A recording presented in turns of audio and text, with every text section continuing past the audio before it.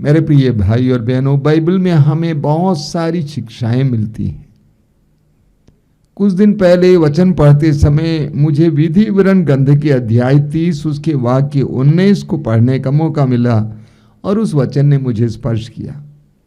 वहां पे लिखा हुआ है, दूसरे हिस्से में प्रभु कहते हैं, मैं तुम्हारे सामने जीवन और मृत्यु, भलाई और बुराई रख रहा हूं। तुम लोग जीवन को चुन लो जिससे तुम और तुम्हारे वंशज जीवित रह सको। प्रभु कहते हैं, मैं तुम्हारे सामने जीवन और मृत्यु, भलाई और बुराई दोनों रखता हूं। तुम जीवन को चुनो और तुम और तुम्हारे वंशज जीवित रह सको। बाइबल हमें सिखाती है कि ईश्वर ने मनुष्य को कठपुतली नहीं बनाया, बल्कि स्वतंत्र बनाया। ईश्वर ने मनुष्य को स्वतंत्र बनाया। बाइबल में आपको बहुत सारे उदाहरण मिलेंगे। आदम और हवा को अदन बगान में रखा और कहा कि सारे पेड़ों के फल खा सकते हो, लेकिन इस पेड़ का फल नहीं खाना। उनको चुनने के लिए मौका दिया गया। और पूरी बाइबल में इसी तरह कई उदाहरण आपको मिलेंगे जहां प्रभु मनुष्य को चुनने के लिए मौका देते हैं, क्योंकि ईश्वर मनुष्य की स्वतंत्रता पर गर्व करते हैं और उस स्वतंत्रता को मानते हैं। हमें चुनना होता है, हमें निर्णय लेना होता है। प्रतिदिन हमें कई निर्णय लेना पड़ता है, हमें चुनना पड़ता है।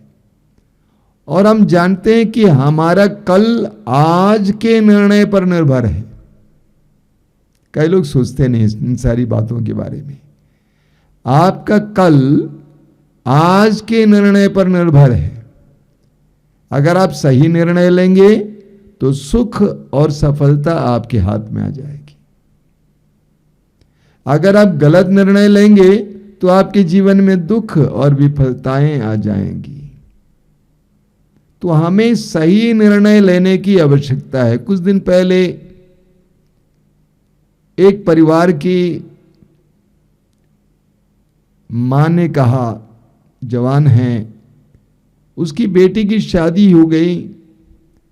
शादी होने से पहले वे लोग चाहते थे कि उसकी शादी एक सरकारी नौकर से हो, यानी लड़के को सरकारी नौकरी हो। और शादी से पहले मुझसे उन्होंने कहा कि हम लोग ऐसे लड़के को ढूंढ रहे हैं जिसके पास सरकारी नौकरी हो। मैंने उससे कहा, वो मुझे याद दिला रही थी, मैंने उससे कहा सरकारी नौकरी है, लेकिन अगर शराबी निकला तो? और वास्तव में यही हुआ। लड़का अच्छा खासा सरकारी नौकर है, लेकिन भयानक शराबी निकला, जिसने इस मां की बेटी की जिंदगी को नारकीय बना दिया। अक्सर लोग यही ढूंढते हैं। बड़े मजे की बात है, मैं देखता हूं कि यहां पर लोग अंधे हो जाते हैं। उनको सरकारी नौकर चाहिए। वे लड़के के चरित्र पर गौर नहीं करते हैं, परिवार की परिस्थिति पर गौर नहीं करते हैं। सरकारी नौकर चाहिए। यूहन्ना के सुसमाचार के अध्याय 1 उसके वाक्य 35 से हम पढ़ते हैं। एक बार यूहन्ना बपतिस्ता अपने 2 शिष्यों के साथ खड़े थे और उस समय प्रभु यीशु वहां से गुजरे। यीशु को देखकर यूहन्ना बपतिस्ता ने अपने शिष्यों से कहा, देखो ईश्वर का मेमना जो संसार का पाप उठा ले जाता है। दोनों शिष्य यूहन्ना बपतिस्ता को छोड़कर यीशु के पीछे हो लिए। कुछ देर के बाद यीशु ने मुड़कर देखा कि 2 युवक मेरा अनुगमन कर रहे हैं। और प्रभु यीशु ने पूछा, हम पढ़ेंगे यूहन्ना का सुसमाचार अध्याय 1 वाक्य 38 में, क्या चाहते हो? हिंदी में अनुवाद है, लेकिन अंग्रेजी में इसका अनुवाद है, what are you looking for? तुम क्या ढूंढ रहे हो? इतने बड़े संसार में तुम क्या ढूंढ रहे हो, ये हम में से हर एक के लिए प्रभु की ओर से एक सवाल है। What are you searching for? अपने जीवन में क्या ढूंढ रहे हो? पद, अधिकार, यश, नाम, धन, संपत्ति, ऐश, आराम, भोग विलास, मजा। उपदेशक ग्रंथ में हम पढ़ते हैं, उपदेशक ग्रंथ के अध्याय 5 वाक्य 18 में, उपदेशक ग्रंथ अध्याय 5 वाक्य 18 में लिखा हुआ है, यदि ईश्वर किसी मनुष्य को धन संपत्ति प्रदान करता है और उसे उसका उपभोग करने के योग्य बनाता है, तो वो अपना भाग्य स्वीकार करें और परिश्रम करते हुए सुख शांति का जीवन बिताएं। मतलब ये ईश्वर की देन है, जो ईश्वर देता है ग्रहण करो धन्यवाद देते हुए। लेकिन किसी भी मनुष्य को इसके पीछे दौड़ना नहीं चाहिए। पहला तिमोथी अध्याय 6 वाक्य 7 में लिखा हुआ है, हम इस संसार में क्या ले आए और इस संसार से क्या ले जाएंगे? कुछ नहीं ले जाएंगे। हम इस संसार में क्या ले आए और इस संसार से क्या ले जाएंगे? हम कुछ भी नहीं ले जाएंगे। कई साल पहले एक बहन ने मुझसे कहा, उसका एक ही बेटा है, बेटे की शादी हुई और उससे एक बहुत सुंदर बहू मिली, देखने में बहुत सुंदर। उस बहन ने कई बार मुझसे कहा कि मेरी बहू बहुत सुंदर है, लेकिन आज उसी सुंदर बहू ने उस बहन का जीवन नरक सा बना दिया है। उस बहन का जीवन नरक सा बना दिया है। सामुएल का पहला ग्रंथ उसके अध्याय 16 वाक्य 7 में प्रभु का वचन कहता है, प्रभु कहते हैं, मनुष्य बाह्य रूप रंग देखता है, लेकिन ईश्वर तो हृदय देखता है। बाह्य रूप रंग मत देखो, बल्कि हृदय देखो। तो हमें सही निर्णय लेने की जरूरत है। हमारा भविष्य सही निर्णय पर निर्भर रहता है। अगर हम सही निर्णय लेंगे, सुख मिलेगा, संपत्ति मिलेगी, आशीष मिलेगी, आनंद मिलेगा। प्रभु यीशु ने कहा मत्ती के सुसमाचार के अध्याय 6 वाक्य 33 में, बार बार आपने सुना है, प्रभु कहते हैं, तुम सबसे पहले ईश्वर के राज्य और उसकी धार्मिकता की खोज में लगे रहो। तुम सबसे पहले ईश्वर के राज्य और उसकी धार्मिकता की खोज में लगे रहो, बाकी चीजें तुम्हें यूं ही मिल जाएंगी। रोमियो के पत्र के अध्याय 14 वाक्य 17 में संत पौलुस हमें बताते हैं कि ईश्वर के राज का मतलब क्या है। संत पौलुस कहते हैं कि ईश्वर का राज का मतलब है न्याय, प्रेम, शांति, सच्चा आनंद जो पवित्र आत्मा दे सकता है। जब बेटी की शादी करनी होती है, बेटे की शादी करनी होती है, पैसा नहीं बल्कि ये ढूंढो कि जिस घर में मेरी बेटी जाने जा रही है, जिस बेटी को मैं बहू बनाने जा रहा हूं, क्या वहां शांति है, प्रेम है, न्याय है, आनंद है। जब कोई भी नौकरी करने जाते हैं, नौकरी मिल जाती है, पता लगाओ क्या इस नौकरी के द्वारा मेरे परिवार में आशीष आएगी, न्याय, प्रेम, शांति, आनंद बढ़ेगा। जब कोई भी धंधा शुरू करने जाते हैं तो पता लगाना होता है कि क्या इसके द्वारा मेरे परिवार में आशीष आएगी, मेरे परिवार में आनंद बढ़ेगा, सच्चा आनंद बढ़ेगा, शांति बढ़ेगी। प्रभु यीशु कहते हैं तुम सबसे पहले यही ढूंढो, बाकी चीजें तुम्हें यूं ही मिल जाएंगी। बहुत साल पहले मैं एक जवान लड़की को जानता था जिसकी शादी हुई एक वकील से। बहुत सुंदर था देखने में, वकील था, उसके पास गाड़ी थी, लड़की के माँ बाप ने सोचा कि वकील है, गाड़ी है, चलो उससे शादी करा दिया जाए। शादी तो हो गई, लेकिन बाद में पता चला कि लड़का किसी और के साथ भी रिश्ता रखता है। और उस लड़के ने उस लड़की की जिंदगी इतना कठिन बना दिया कि आज वो लड़की एक तरह से मानसिक रोगी जैसे बन गई है।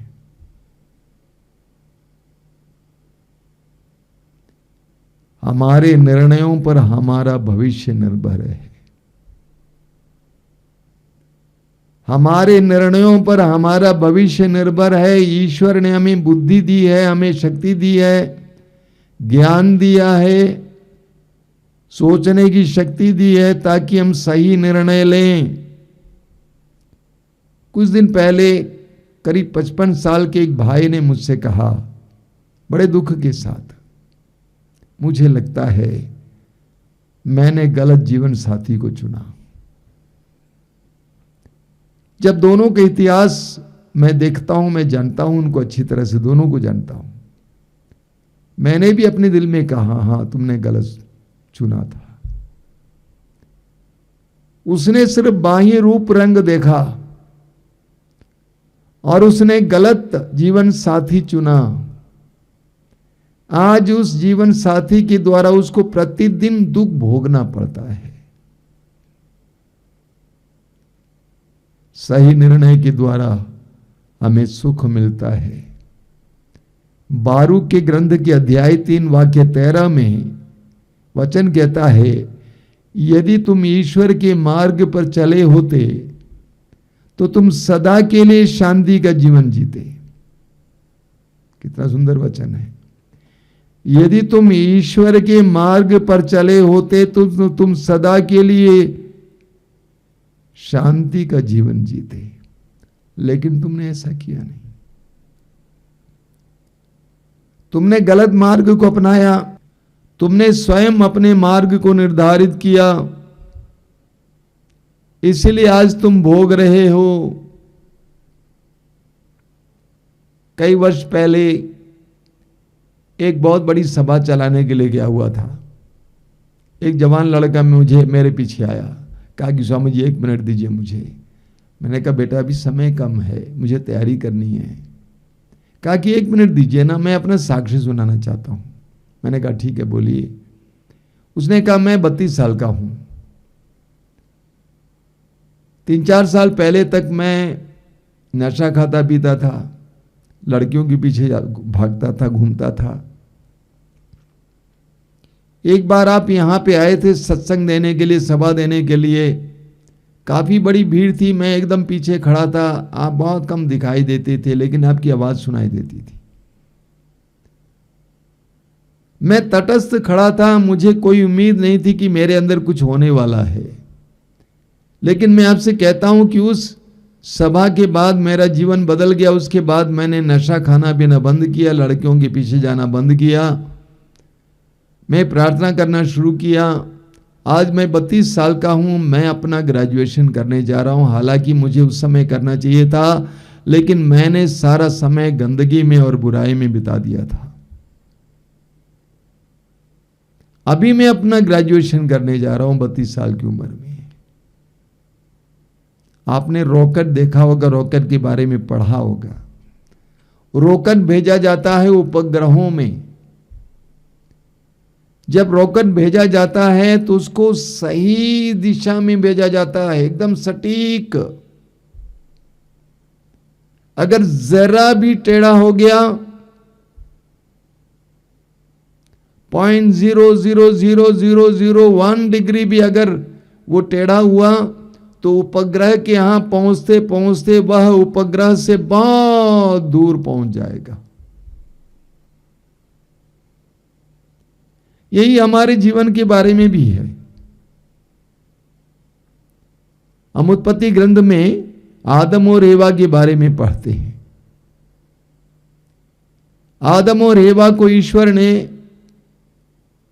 सृष्टि का मुकुट बनाया, अदन बगान के मालिक मालकिन बनाया। ईश्वर ने उनको बहुत प्यार किया, अपना प्रतिरूप बनाया।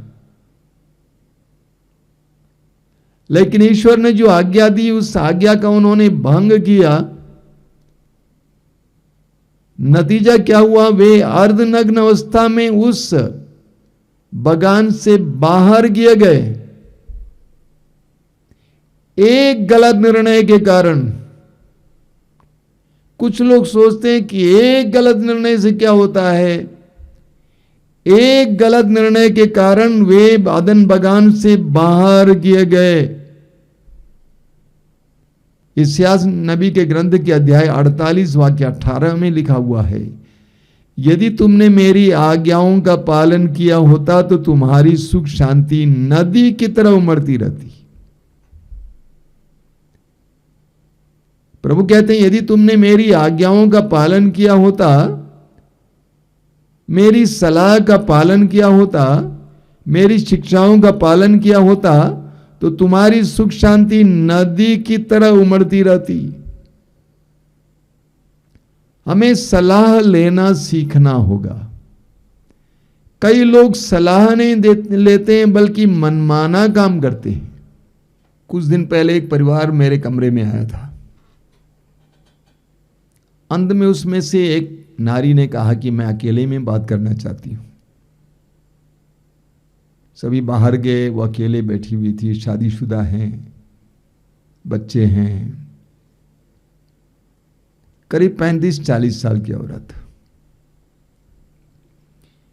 उसने मुझसे कहा कि स्वामी जी किसी को मालूम नहीं है, केवल मेरे पति को मालूम है। मैंने बैंक से 25 लाख रुपया ऋण लिया है, कर्ज लिया है। मैंने पूछा किस वास्ते? उसने कहा विदेश से मैसेज आया था कि कोई मुझे बहुत सोना देना चाहता है। फेसबुक के द्वारा ही मैं उस व्यक्ति से संपर्क कर रही थी शुरुआत में। उसने कहा कि मैं इतना सोना देना चाहता हूं, करीब 1 करोड़ रुपए का, लेकिन वहां पे सस्ता मिलता है। बस आप 25 लाख रुपया मुझे दे दीजिए, इस अकाउंट में डाल दीजिए, मैं आपके 1 करोड़ का सोना दे दूंगा। और उस व्यक्ति ने यह भी कहा कि किसी से कहना नहीं, ये बहुत खतरनाक बात होती है, पति से भी नहीं कहना, किसी से नहीं कहना। उस नारी ने उस व्यक्ति की सलाह को मान लिया, हालांकि वो ठग था। अभी इसके ऊपर 25 लाख रुपए का कर्ज है। पति उससे दूर रहता है। बहुत खतरनाक मोड़ से वो गुजर रही है। वचन में हम पढ़ते हैं सूक्ति ग्रंथ के अध्याय 19 उसके वाक्य 20 में लिखा हुआ है, परामर्श का ध्यान रखो और सुधार स्वीकार करो। परामर्श का ध्यान रखो और सुधार स्वीकार करो, इससे तुमको अंत में प्रज्ञा प्राप्त होगी। हमें परामर्श लेना सीखना होगा, लोगों से बोलना पूछना सीखना होगा। मैंने उस बहन से पूछा कि तुमने किसी से पूछा क्यों नहीं? कहीं से मेरा फोन नंबर लेके मुझसे पूछती, पति से पूछती, किसी से पूछी क्यों नहीं? तुमने क्यों किसी की सलाह नहीं ली? कोई भी निर्णय लेने से पहले हमें लोगों से सलाह लेना, वो भी प्रज्ञावान लोगों से, सबसे नहीं। प्रज्ञावान लोगों से सलाह लेने की आवश्यकता है और ईश्वर से सलाह लेने की आवश्यकता है। प्रार्थना में ईश्वर से पूछना, प्रभु बता क्या ये सही है या गलत है। हमारे यहां एक बहन आश्रम के पास रहती थी, अच्छे परिवार की थी, लेकिन उसके पति शराब पीता था और उसके पति ने उसको वहां से बाहर कर दिया। ये नारी कई बार पति के पास जाने का प्रयास कर रही थी, लेकिन वो रखने को तैयार नहीं था। उसके बच्चे, बड़े बड़े बच्चे भी हैं। उसके पति की स्थिति बहुत खराब थी, अस्पताल में भर्ती था। मैंने कहा तुम जाओ मिलो। वो गई, पति ने इशारे से लोगों से कहा कि इसको भगा दो यहां से। लेकिन मैंने बार बार उससे कहा कि तुमको जाना है, अपने बच्चों को लेकर जाओ। वो जाती रही और पति का देहांत हो गया। देहांत होने से पहले उसने पति की सेवा की और पति को अच्छा लगा। वो नारी यहां पर लोगों के घरों में बर्तन मांजती थी, किसी तरह जीवन गुजार रही थी। आज वो अपने घर पे है। उसने मेरी सलाह को माना। कभी कभी मुझे अपने लोगों पर गुस्सा आता है। गुस्से का कारण यह है, वे समस्या लेकर आते हैं, कुछ समाधान बताया जाता है, लेकिन वे समाधान को स्वीकार नहीं करते हैं। कभी कभी ये लोग सोचते हैं कि इनको क्या मालूम है, और अंत में जब फंस जाते हैं तब रोते हुए आ जाते हैं। हमें दूसरों से, प्रज्ञावान लोगों से सलाह लेना सीखना होगा और प्रभु से भी सलाह लेना सीखना होगा। हम प्रभु यीशु के जीवन में देखते हैं, लूकस के समाचार के अध्याय 6 वाक्य 12 और 13 में प्रभु यीशु को 12 प्रेरितों को चुनना था, लेकिन प्रभु ने रात भर प्रार्थना में गुजारा। प्रभु ने रात भर प्रार्थना की, अपने पिता से प्रार्थना की। उसके बाद सुबह उन्होंने 12 प्रेरितों को चुना। हमें मूसा से सीखने की जरूरत है, बाइबल के मूसा से। जब इस्राएलियों के जीवन में कोई भी कठिनाई आ जाती, परेशानी आ जाती, तुरंत मूसा ईश्वर के पास जाता था, पहाड़ पे चढ़ जाता था, दर्शन कक्ष जाता था, प्रार्थना करने जाता था, प्रभु से पूछने के लिए कि प्रभु मैं क्या करूं। हमें ईश्वर से सलाह लेने की जरूरत है। हम अपनी जिंदगी को कितना नारकीय बना देते हैं। कैसे? बिना किसी की सलाह लिए मनमाना जीवन जिए। प्रभु ने अपने वचन में कहा है कि तुम्हारे लिए निर्धारित योजनाएं मैं जानता हूं, तुम्हारे हित की योजनाएं, अहित की नहीं, तुम्हारे लिए आशामय भविष्य की योजनाएं। इतना सुंदर वचन है, यिर्मयाह अध्याय 29 वाक्य 11। इसके बावजूद हम प्रभु के पास नहीं जाते हैं और पूछते हैं कि प्रभु क्या तू चाहता है। इस बात का ख्याल करना, हमारे हर निर्णय पर हमारा भविष्य निर्भर है।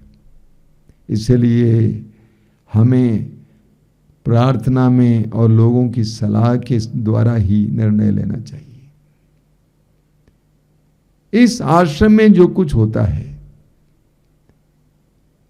हम लोग प्रार्थना में प्रभु से सलाह लेकर ही करते हैं। ये जो ऑनलाइन प्रोग्राम है, ये प्रार्थना का फल है। ये जो ऑनलाइन प्रोग्राम्स चल रहे हैं, ये प्रार्थना का फल है। जब कोरोना हुआ, लॉकडाउन हुआ, उस समय प्रार्थना में प्रभु ने कहा ऐसा ऐसा ऐसा ऐसा करो, और हमने उसका पालन किया। कितने हजारों लाखों लोगों के जीवन में जीवन आया। आश्रम में एक मानसिक रोगियों की संस्था चलती है, ये हमें प्रार्थना में प्राप्त संदेश के अनुसार चल रही है। प्रभु ने कहा कि मानसिक रोगियों के लिए संस्था खोलो। हमें हर निर्णय के लिए ईश्वर से सलाह लेने की जरूरत है, प्रज्ञावान लोगों से सलाह लेने की जरूरत है। हम कितनी गलतियां कर बैठते हैं गलत निर्णयों के कारण, गलत जगह जाने के कारण, गलत लोगों के साथ संगति रखने के कारण। कई माताएं आकर रोती हैं कि मेरा बेटा जेल में है। मैंने पूछा क्यों? उसने कोई गलती की? उसने कोई गलती नहीं की, लेकिन उसके दोस्त ने गलती की। मैंने कहा वो गलत संगति में था। तो आज की हमारी गलतियां, गलत निर्णय कल हमारे लिए विनाशकारी हो सकते हैं। इसीलिए हमें सही निर्णय लेने की जरूरत है। प्रभु कहते हैं मैं तुम्हारे सामने जीवन और मृत्यु, भलाई और बुराई दोनों रखता हूं, तुम्हें चुनना होगा। क्योंकि मैंने तुम्हें बुद्धि दी है, मैंने तुम्हें चेतना दी है, मैंने तुम्हें सूक्ष्म ज्ञान की शक्ति दी है, मैंने तुम्हें आध्यात्मिकता दी है। तुम्हें चुनना होगा तुम जो चुनोगे उसके अनुसार तुम्हारा भविष्य होगा, गलत चुनोगे उसके अनुसार तुम्हारा भविष्य होगा, सही चुनोगे उसके अनुसार तुम्हारा भविष्य होगा। हमें चुनना है। शादी से पहले, कोई भी काम शुरू करने से पहले, हर समय हमें प्रज्ञावान लोगों की सलाह लेनी है, प्रभु की सलाह लेनी है। आइए हम प्रार्थना करें।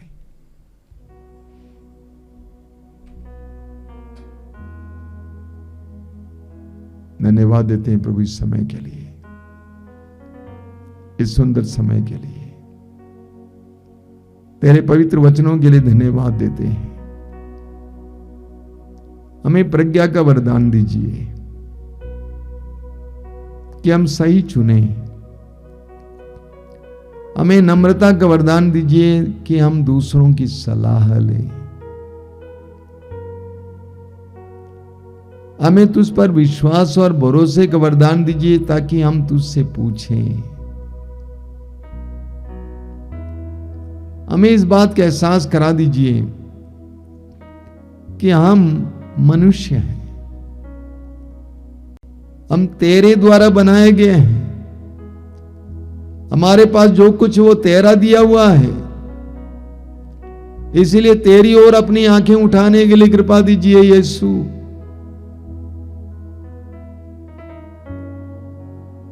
हर निर्णय को तेरी इच्छा के मुताबिक लेने के लिए कृपा दीजिए। तेरी स्तुति, तेरी आराधना, तेरी महिमा।